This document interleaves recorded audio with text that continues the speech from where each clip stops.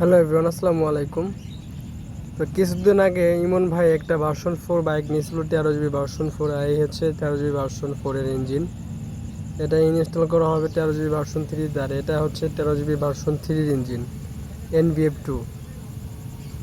আর version 4 এর engine হচ্ছে Aprilia technology. তো এটা হচ্ছে ভার্সন 3 স্যাসিস।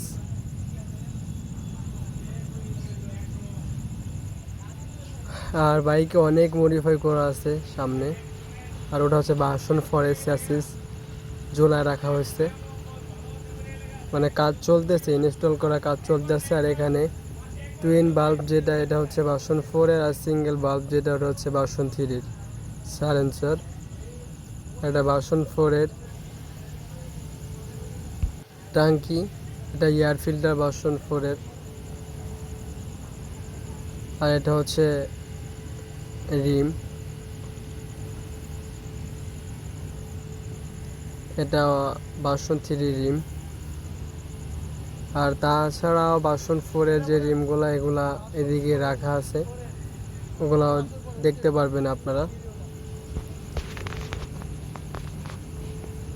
এই যে এখানে হচ্ছে ভার্সন 4 এর, এটার ফ্রন্ট চাকা 110